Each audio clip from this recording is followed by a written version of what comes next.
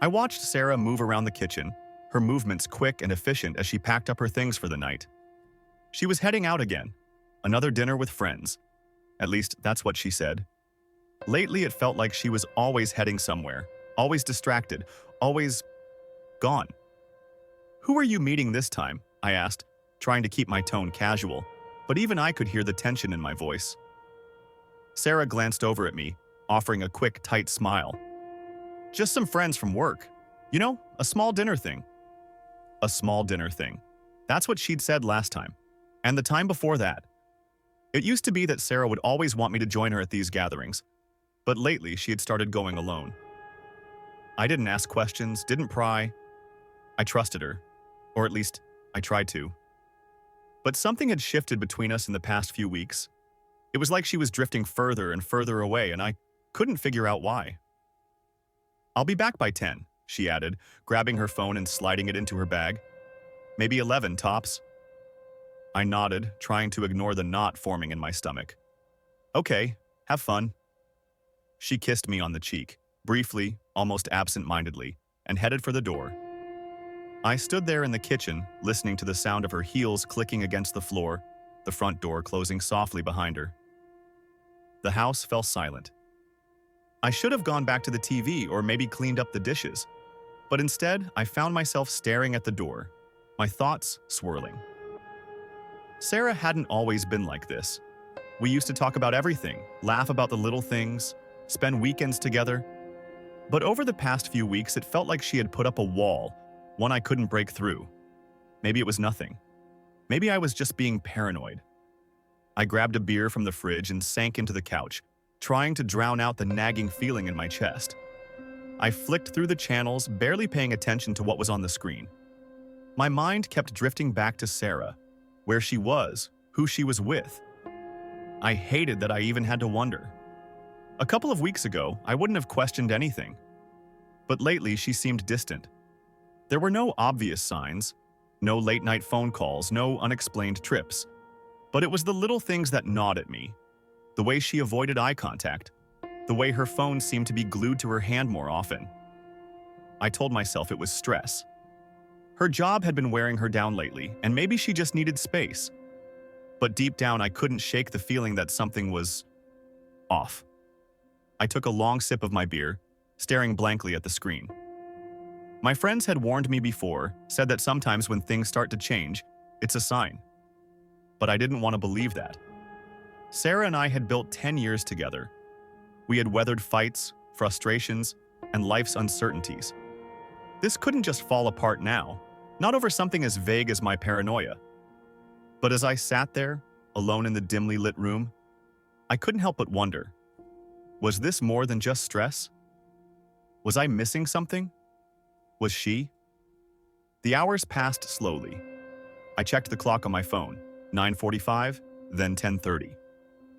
By the time 11 rolled around, Sarah still hadn't come home. I told myself it was fine. She'd probably lost track of time. It wasn't like she had done anything wrong. Right? I sighed, finishing my beer and setting the empty bottle on the coffee table. The house was too quiet, the kind of silence that felt suffocating. I stood up, pacing for a moment, trying to shake the feeling of unease that had settled deep in my chest. At 11:20, I heard the front door open. Sarah walked in, looking tired but smiling. "Hey," she said, slipping off her shoes. "Sorry I'm late, we just got caught up talking." I forced a smile. "No problem." She walked over and kissed me on the cheek again, her lips brushing mine for a moment longer this time, and I felt a flicker of the closeness we used to share. But the distance was still there, like a shadow between us. "Everything okay?" she asked, tilting her head slightly. I wanted to say yes. I wanted to believe that nothing was wrong, but the words wouldn't come. Instead, I just nodded. "Yeah, I'm fine." She didn't press the issue. She never did. Instead, she headed upstairs, leaving me alone in the living room, the soft thud of her footsteps fading away. As I sat back down on the couch, I couldn't help but wonder, was I overthinking it? Or was there something more? Something I hadn't seen yet? I turned off the TV, the knot in my stomach tightening. Tomorrow, I'd try not to think about it. But tonight, It was all I could do to keep my doubts at bay. The next morning at work, I couldn't shake the heaviness from last night. My mind kept drifting back to Sarah. Her smile as she walked in, that distant look in her eyes, the casual way she brushed off being late. It should have felt normal. It should have been fine. But it wasn't. I sat at my desk, staring blankly at the spreadsheet in front of me. Numbers blurred together, and I hadn't typed a single thing in 20 minutes. The office buzzed around me with the usual Monday morning chatter, but it all felt like background noise to the storm in my head. "Hey, man," a voice said, snapping me out of my thoughts. I looked up to see Chris standing in the doorway to my office, his usual grin in place. He leaned against the frame, a cup of coffee in hand. "You okay? You've been staring at that screen like you're trying to hypnotize it," Chris joked. I forced a chuckle, running a hand through my hair. "Yeah, I'm good, just tired." He raised an eyebrow, stepping inside and closing the door behind him. "Tired? You've been off all week. What's going on?" Chris and I had been friends since college, so I knew he could tell when something was up. I could try to brush him off, but I was too wound up to keep it all in. "It's Sarah," I admitted, leaning back in my chair. "I don't know. Something's been off lately." He nodded slowly, taking a seat across from me. "Off how?" I sighed, trying to put my thoughts into words. "She's been distant, going out more, acting strange. It's like, I don't know, like she's not really there, you know? Last night she came home late again, said she was with friends, but I don't know, man." Chris frowned, his face growing more serious. "You think something's going on?" "I don't want to," I said quickly, shaking my head. "But she's not the same. It's like she's keeping something from me." Chris took a long sip of his coffee, his eyes narrowing in thought. "I hate to say it, but sometimes people change without you noticing, and sometimes it's because of someone else." I flinched at that. I didn't want to hear it. Not from him, not from anyone. But Chris had always been blunt, and that was exactly what I needed right now. "I don't know," I muttered, staring down at my hands. "Maybe it's all in my head. I mean, we've been together for 10 years. I trust her." Chris leaned forward, his voice softer now.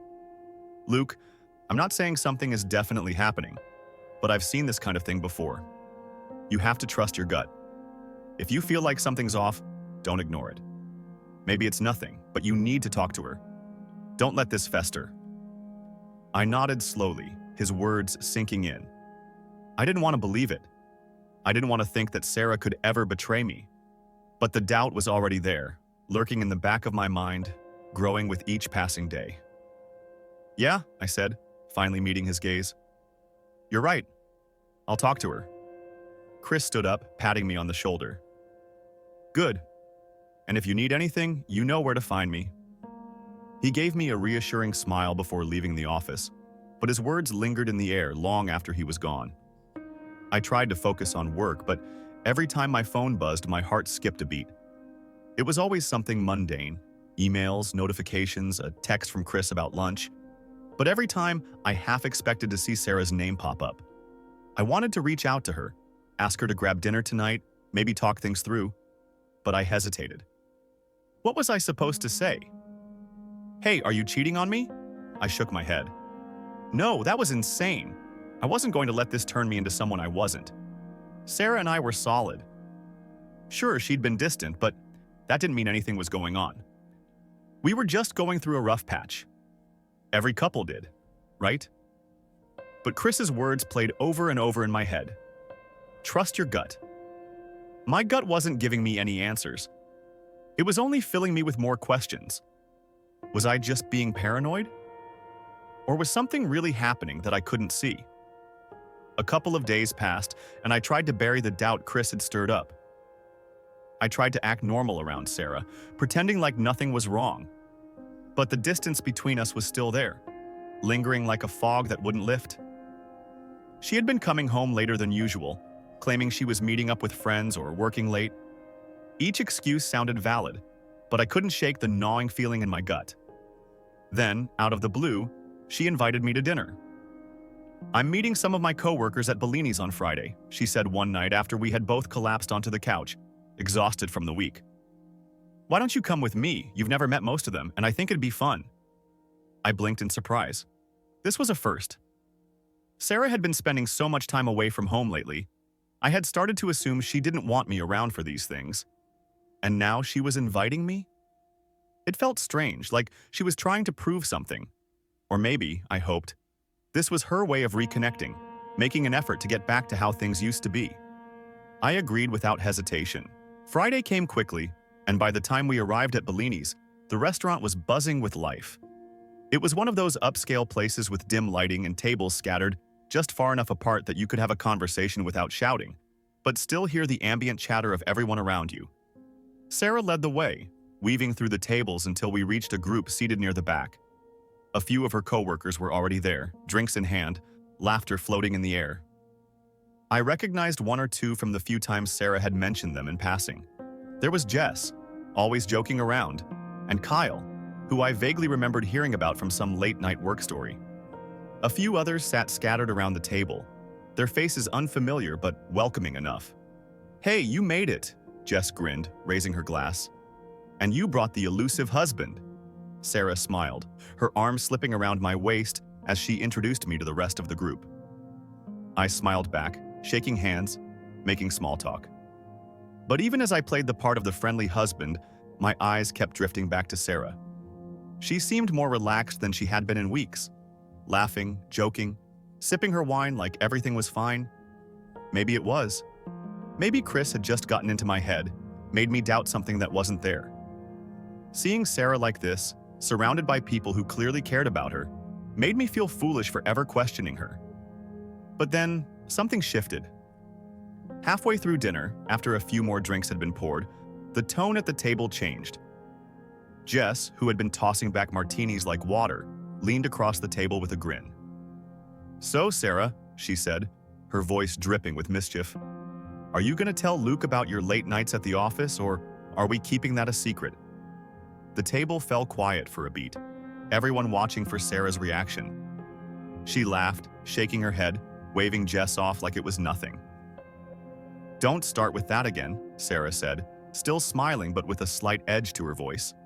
"You know it's all work." Jess just giggled, clearly not ready to drop it. Sure. That's what they all say, right?" I forced a chuckle, but the knot in my stomach tightened. My gaze flicked to Sarah, watching her closely. She hadn't seemed nervous before, but now there was something in her smile, something that didn't quite reach her eyes. "What's that supposed to mean?" I asked, my voice light but curious. Jess waved her hand dismissively, clearly enjoying herself too much. "Oh, you know, Sarah's been spending all these late nights at the office with a certain someone. Mark, was it?" The name hit me like a punch to the gut.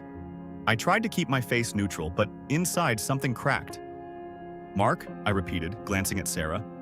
She still wore that tight smile, her hand now gripping her wine glass a little too tightly. "Yeah," Jess said, oblivious to the shift in mood. "They're always working late together. Must be some very important projects, huh?" I swallowed hard, forcing myself to stay calm. Maybe it was nothing. Maybe Jess was just drunk and stirring the pot. But the way Sarah looked down at her glass, the way she hadn't immediately brushed it off, it set off alarm bells in my head. Sarah cleared her throat, forcing a laugh.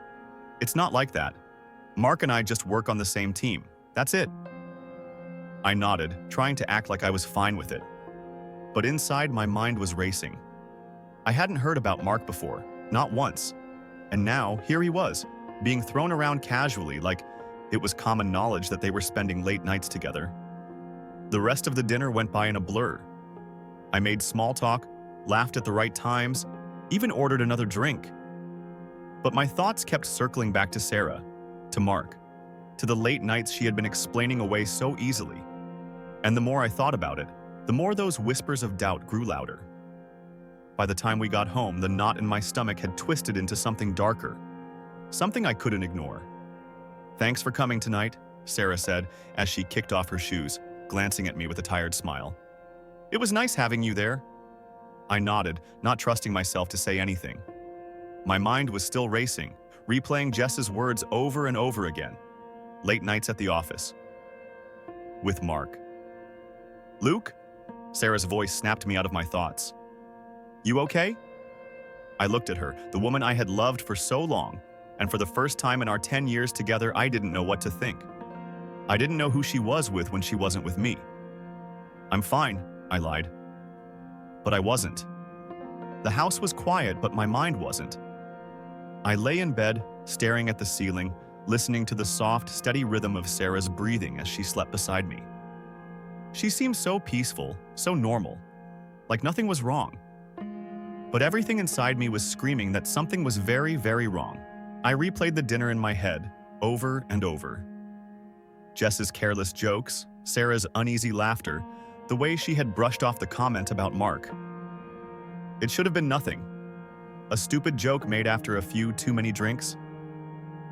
But it stuck with me, gnawing at the back of my mind like a splinter I couldn't remove. Late nights at the office. With Mark. I had trusted Sarah for 10 years. There had never been a reason not to. But now I wasn't sure. The doubt was there, creeping in, spreading like poison. I hated it. Hated that I was even questioning her. Hated that I couldn't just push it away and go back to how things were. But I couldn't. Not after tonight. I glanced at the clock. 2:13 a.m. I'd been lying awake for hours, my thoughts racing in circles. I wanted to talk to her, to ask her what was really going on. But how could I do that without sounding paranoid? Without sounding like I didn't trust her? But did I? Did I still trust her? My eyes drifted to the nightstand where Sarah's phone lay face down, silent in the darkness. She always kept it on vibrate, always tucked it away when we were together. I'd never thought much of it before. But now, it felt like a barrier between us, something I wasn't allowed to see. I swallowed hard, my heart pounding in my chest as I stared at the phone. The logical part of me knew this was crazy. I wasn't the kind of guy who snooped through his wife's phone. We had always been open with each other, no secrets. But tonight, that openness felt like a distant memory. What if there was something there? What if everything I was feeling was real? I sat up slowly, careful not to wake Sarah, and reached for her phone. My hand hovered above it, my fingers trembling. I hated myself for even considering it. This wasn't who I was. But the doubt was eating me alive. Just as my fingers brushed the phone, Sarah stirred. I froze, my heart jumping into my throat as she rolled over in her sleep, mumbling something incoherent before settling back into her pillow. I pulled my hand back quickly, sitting there in the darkness, my breath shaky. I couldn't do it. I couldn't be that guy. If I opened that phone and found nothing, I'd never forgive myself. But if I found something, I lay back down, my heart still racing, my mind still spinning. I knew I needed to talk to her, to ask her outright, but I wasn't ready, not yet. What if I was wrong? What if this was all in my head like Chris said? What if I was letting paranoia ruin my marriage? But as I lay there, staring into the darkness, I couldn't shake the feeling that the cracks in our relationship were real. The distance, the secrecy, the late nights, it all added up to something. I just didn't know what. I turned over, watching Sarah as she slept, her face peaceful and serene. For the first time in our relationship, I felt like I didn't know her at all. The next few days were a blur of routine and tension. Sarah carried on as if nothing had changed, but I could feel the shift between us. It was subtle, an offhand comment here, a distant look there, but it was enough to keep the doubt alive in my mind. I tried to focus on work, on anything that would distract me from the knot of suspicion in my gut. But no matter how hard I tried, I couldn't shake it. I couldn't stop thinking about that dinner, about Jess's comments, about Sarah's late nights at the office with Mark. Then, on a Thursday afternoon, I got a text from Sarah. Meeting the girls at the cafe after work. Won't be late. Love you. The words were casual, but they only deepened the unease I'd been carrying. This wasn't the first time she'd mentioned meeting her friends, and every time she did, that same doubt crept in. Was she really meeting friends? Or was there more to these outings than she was letting on? I didn't want to be the suspicious husband. I didn't want to doubt every word she said. But I also couldn't ignore the nagging feeling that something wasn't right. So, without thinking it through, I found myself driving to the cafe after work, parking my car across the street. I didn't even know what I was doing. I told myself I was just checking in, making sure everything was normal. But deep down, I knew it was more than that. I needed to see her. I needed to know. I spotted Sarah right away, sitting at a table near the window with two of her friends. They were laughing, chatting, sipping on lattes like everything was perfectly fine. My heart eased a little. Maybe this really was just a harmless get-together. Maybe I was overreacting. But then I saw her reach for her phone. I watched as she glanced down at the screen, her face lighting up for just a moment before she typed out a quick reply. It was nothing unusual, but the way she smiled as she read the message sent a chill down my spine. I wanted to tell myself it was nothing, that it was just a friend or a harmless text from work. But the doubt was too strong now. I couldn't shake the image of her texting someone else, someone she didn't want me to know about. By the time I got home that evening, the tension in my chest had only grown worse. Sarah came home shortly after, acting like nothing had happened. She kissed me on the cheek, asked about my day, and disappeared into the kitchen to start dinner. I watched her move around the house, smiling, laughing, acting like everything was normal. And maybe for her, it was.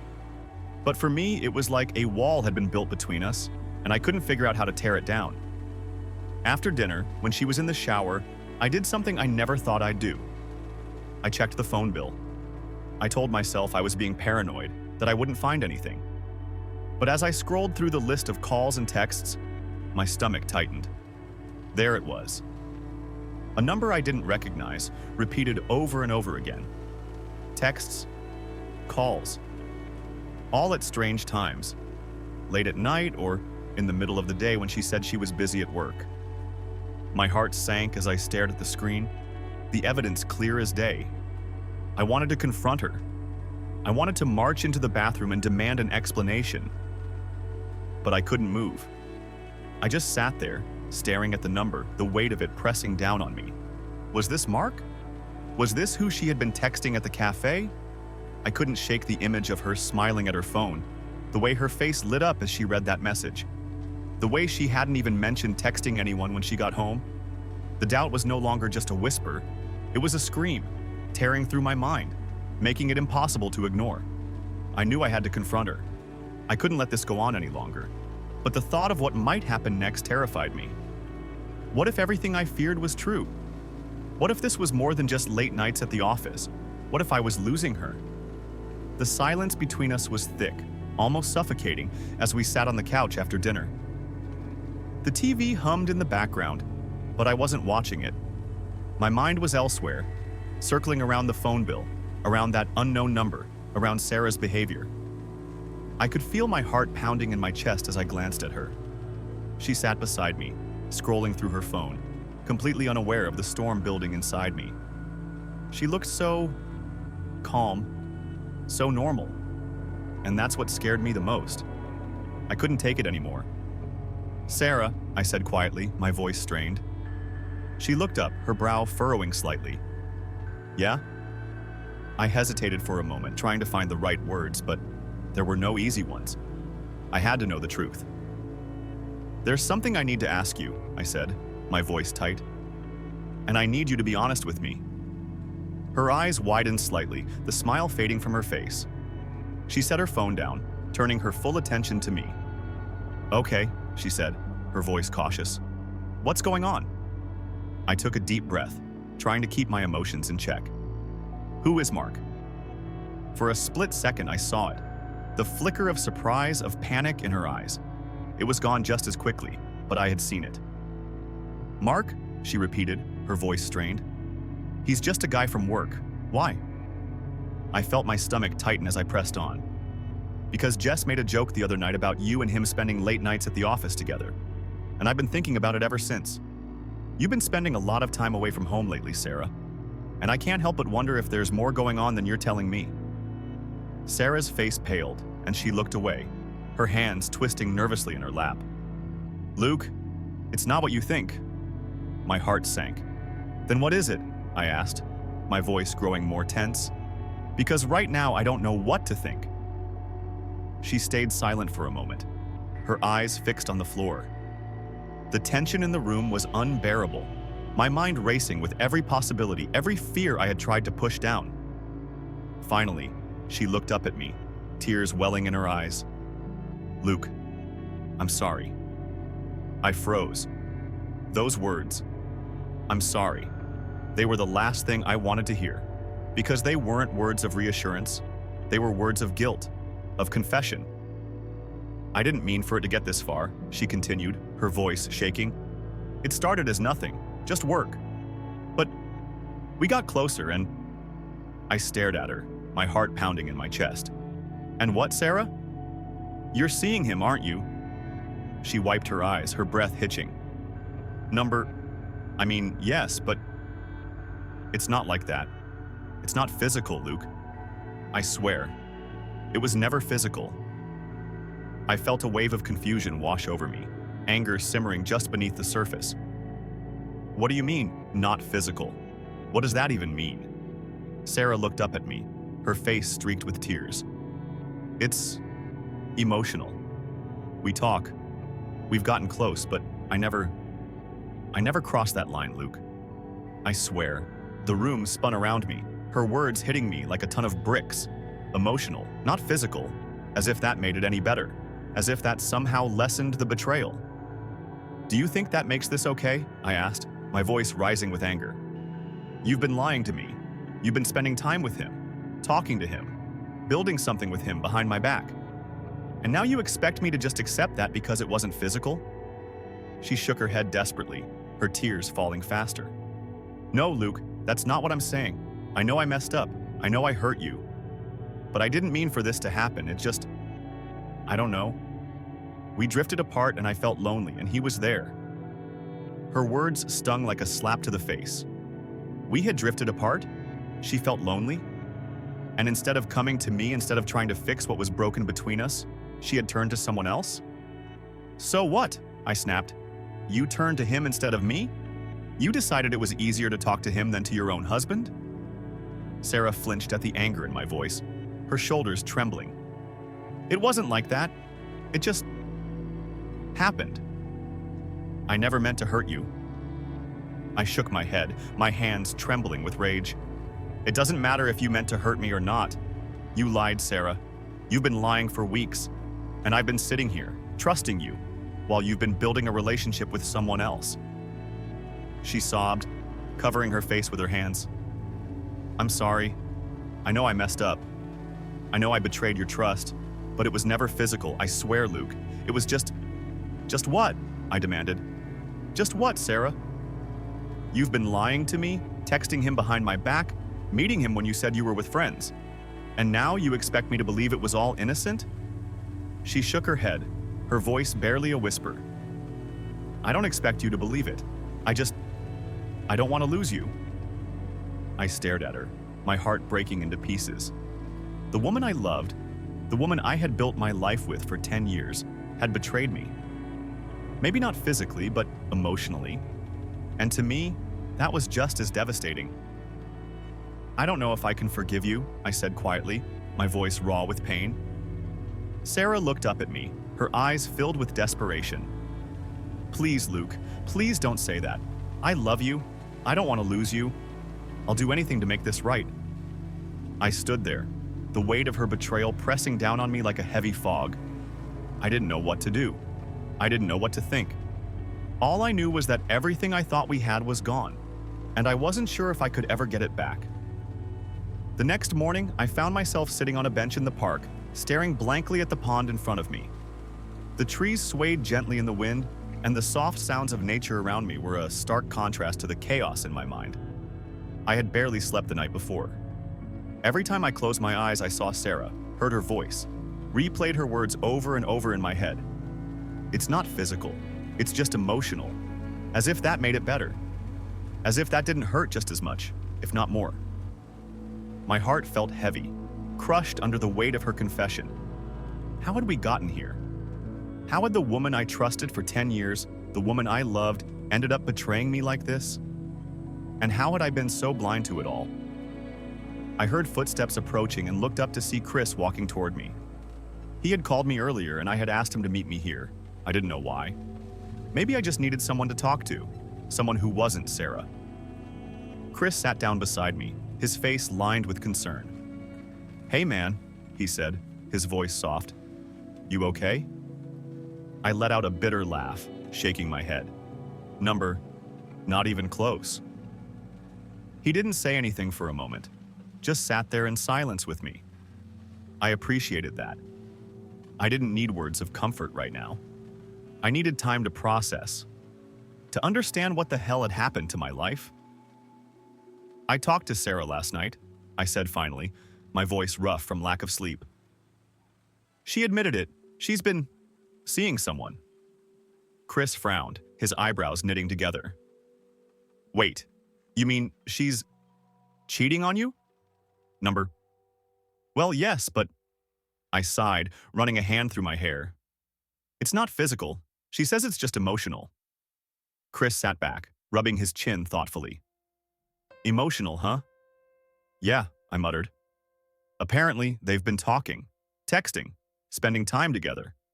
But she swears they never crossed the line, that it never got physical." Chris shook his head slowly. "And do you believe her?" I hesitated. That was the question I had been wrestling with all night. Did I believe her? Did I believe that she hadn't gone further with this guy? That it was just talking?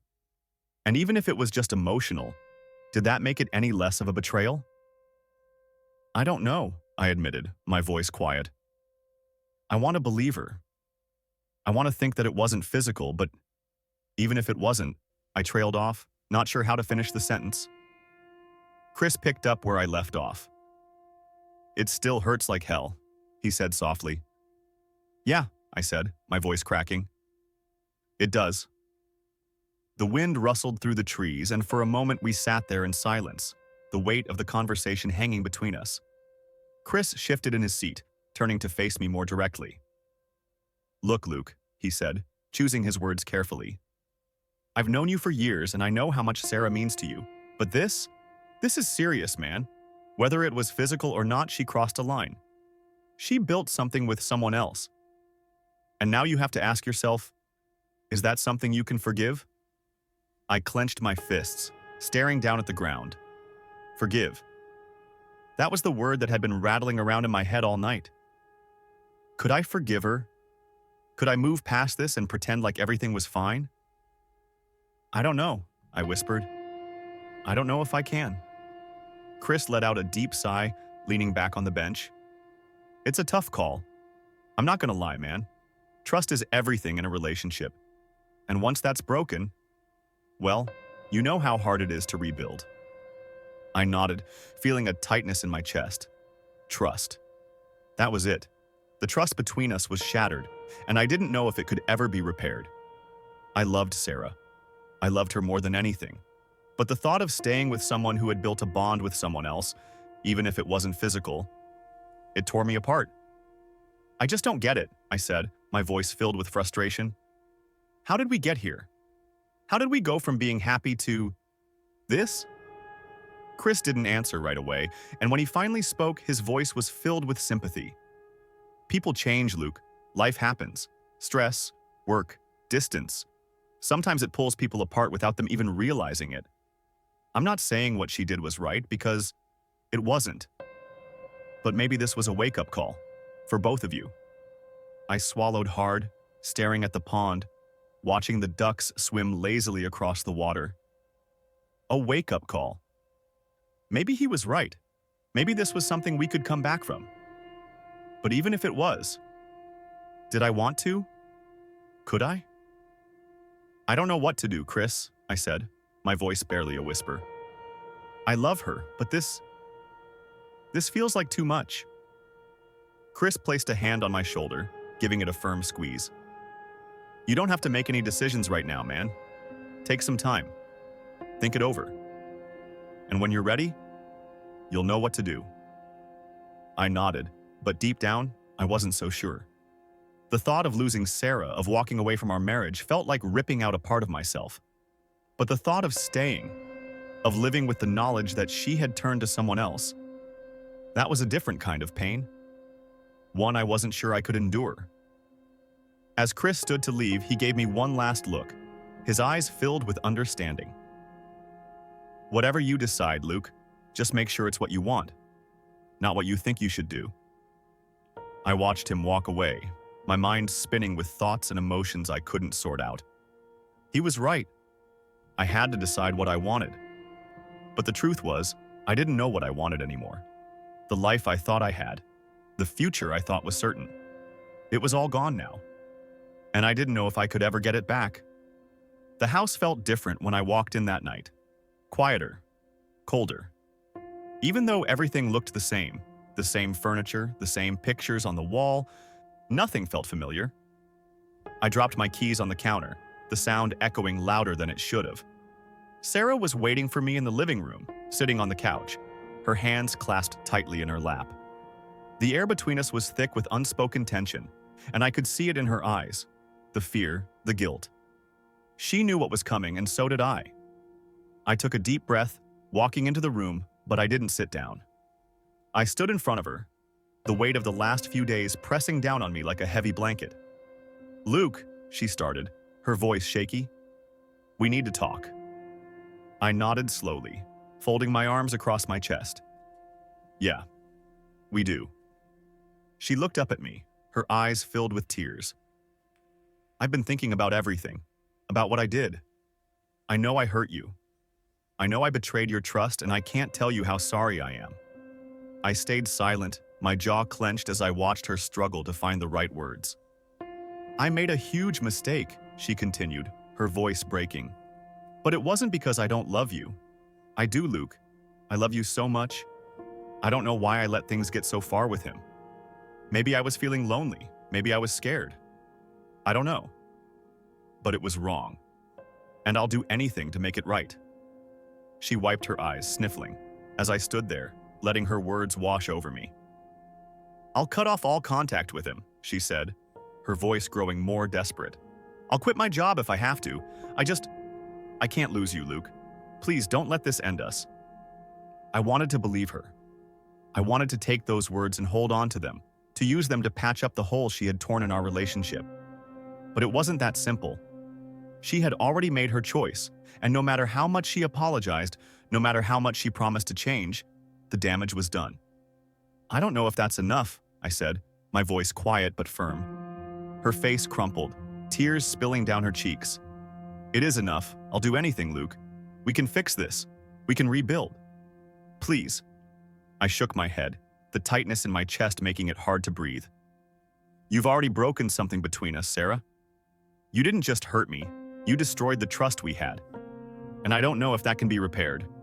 She stood up, walking toward me, her hands reaching out, but I stepped back, keeping the distance between us. "Luke, I can't imagine my life without you," she cried. "Please, give me another chance. I swear I'll make it up to you. I'll be better. You don't get it," I interrupted, my voice rising with the flood of emotions I had been trying to hold back. "This isn't just about you being better. This is about what you've done to me, to us. You didn't just lie. You made me question everything. You made me feel like I didn't matter. And I don't know if I can ever look at you the same way again." She sobbed, her shoulders shaking as she sank back onto the couch, burying her face in her hands. "I didn't want this to happen. I didn't mean to hurt you." I clenched my fists, trying to keep my voice steady. "But you did. And now we're both paying the price for it." The room fell silent, the weight of our broken relationship hanging in the air like a thick fog. Sarah kept crying, her tears echoing through the room. But I didn't move. I couldn't. "I love you, Luke," she whispered, her voice barely audible. "I love you, and I don't want to lose you." I closed my eyes, the pain of her words cutting through me like a knife.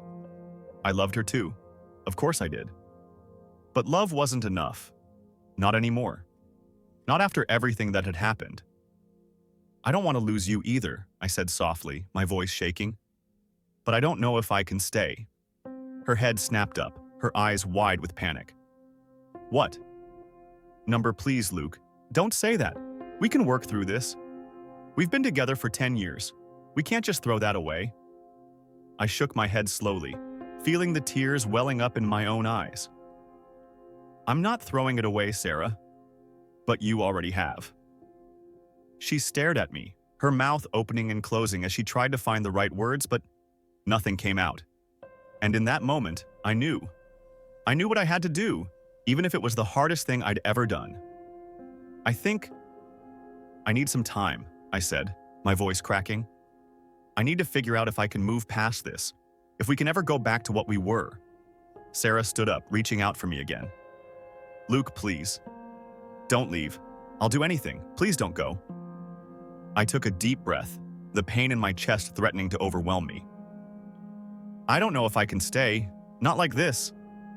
She broke down completely, collapsing into sobs as I turned toward the door. Every step felt like a knife in my heart, but I couldn't stay. Not when everything between us was so broken, so shattered. I opened the door, glancing back at her one last time. The woman I had loved for so long, the woman I had shared my life with, was now a stranger to me. A stranger who had betrayed me in a way I never thought possible. "I'm sorry," I whispered, my voice barely audible. "I'm sorry it ended like this." And then, I walked out. I didn't know how long I'd been driving. The streets all blurred together, the headlights of passing cars streaking by like ghosts in the night. My hands gripped the steering wheel so tightly my knuckles turned white, but I barely noticed.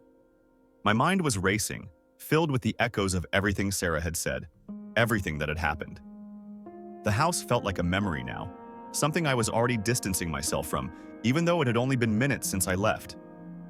I had left. I had actually walked out, leaving behind the life we'd built over 10 years. My chest tightened at the thought. 10 years. A decade of love, laughter, and all the little moments that had made us. And now, it was all falling apart. Not because of something I'd done, but because Sarah had chosen to share part of herself with someone else. I pulled into the parking lot of a quiet park, killing the engine and sitting there in the darkness. My mind was still racing, but the adrenaline had worn off, leaving behind a crushing emptiness. I stared out at the park, the dim streetlights casting long shadows on the empty benches and paths. This park, one I'd driven past 1,000 times but never really noticed, felt like the perfect place to stop. Silent, empty, like me. I leaned my head back against the seat, closing my eyes, trying to make sense of what had just happened. Of what came next? Was this the end? Had I just left Sarah for good? I thought back to everything Chris had said. He told me I didn't have to decide right away. He told me I could take time, figure things out. But I already knew. Deep down, I knew that what Sarah and I had was gone. Maybe we could try to patch things up, go through the motions of fixing it, but the truth was, the trust had been broken. And trust, once shattered, was almost impossible to rebuild. I could see her face in my mind, her tear-streaked eyes, her desperate pleas for me to stay. I wanted to stay. Part of me wanted to turn the car around, go back and hold her, tell her we'd figure it out. But that part of me wasn't strong enough to drown out the hurt. This wasn't just a mistake. This was a betrayal. A choice. She had chosen him, emotionally, if not physically. And that choice had ripped something out of our marriage that I wasn't sure could ever be replaced. I opened my eyes, staring at the empty park. The wind rustled through the trees, the only sound in the stillness. Maybe I could forgive her. Maybe I could try to move past this. But would I ever be able to trust her again? Every time she left the house, every time her phone buzzed, would I wonder if she was talking to him? Would I live in a constant state of doubt, always second-guessing every word, every action? I sighed, rubbing my face with my hands. I couldn't live like that. I couldn't live with the uncertainty, the constant fear of being betrayed again. I deserved more than that. I deserved better. I thought about our 10 years together, about all the good times we'd had, the vacations, the holidays, the nights spent laughing and talking about the future. But now, those memories felt tainted. They were still there, but they were covered in the shadow of what she had done. And no matter how much I wanted to, I couldn't go back to a time when everything felt right. Because now, Nothing felt right. I sat there for a long time, staring out at the empty park, the weight of everything pressing down on me. My phone buzzed in my pocket, and I didn't have to look to know it was Sarah. I couldn't answer her. Not yet. Not now. I needed to breathe. I needed space. And most of all, I needed to figure out how to move forward. Finally, I turned the key in the ignition and pulled out of the parking lot. I didn't know where I was going. Maybe I'd go to a hotel. Maybe I'd drive around all night. But one thing was certain. I wasn't going back. Not tonight. Maybe not ever. As I drove down the empty streets, a strange sense of peace washed over me. It wasn't happiness. It wasn't even relief. But it was something close to acceptance. I wasn't sure what the future held. I wasn't sure what would happen between Sarah and me. But for the first time in weeks, I felt like I was making a choice for myself. A choice that wasn't about holding on to something that was already broken, but about moving forward. And as painful as that choice was, it was the right one. I didn't know how long I'd been driving. The streets all blurred together, the headlights of passing cars streaking by like ghosts in the night. My hands gripped the steering wheel so tightly my knuckles turned white, but I barely noticed. My mind was racing, filled with the echoes of everything Sarah had said, everything that had happened. The house felt like a memory now, something I was already distancing myself from, even though it had only been minutes since I left. I had left. I had actually walked out, leaving behind the life we'd built over 10 years. My chest tightened at the thought. 10 years. A decade of love, laughter, and all the little moments that had made us. Us. And now, it was all falling apart. Not because of something I'd done, but because Sarah had chosen to share part of herself with someone else. I pulled into the parking lot of a quiet park, killing the engine and sitting there in the darkness. My mind was still racing, but the adrenaline had worn off, leaving behind a crushing emptiness. I stared out at the park, the dim streetlights casting long shadows on the empty benches and paths. This park, one I'd driven past 1,000 times but never really noticed, felt like the perfect place to stop. Silent. Empty. Like me. I leaned my head back against the seat, closing my eyes, trying to make sense of what had just happened. Of what came next. Was this the end? Had I just left Sarah for good? I thought back to everything Chris had said. He told me I didn't have to decide right away. He told me I could take time, figure things out. But I already knew. Deep down, I knew that what Sarah and I had was gone. Maybe we could try to patch things up, go through the motions of fixing it. But the truth was, the trust had been broken. And trust, once shattered, was almost impossible to rebuild. I could see her face in my mind, her tear-streaked eyes, her desperate pleas for me to stay. I wanted to stay. Part of me wanted to turn the car around, go back, and hold her, tell her we'd figure it out. But that part of me wasn't strong enough to drown out the hurt. This wasn't just a mistake. This was a betrayal. A choice. She had chosen him, emotionally, if not physically, and that choice had ripped something out of our marriage that I wasn't sure could ever be replaced. I opened my eyes, staring at the empty park. The wind rustled through the trees, the only sound in the stillness. Maybe I could forgive her. Maybe I could try to move past this. But would I ever be able to trust her again? Every time she left the house, every time her phone buzzed, would I wonder if she was talking to him?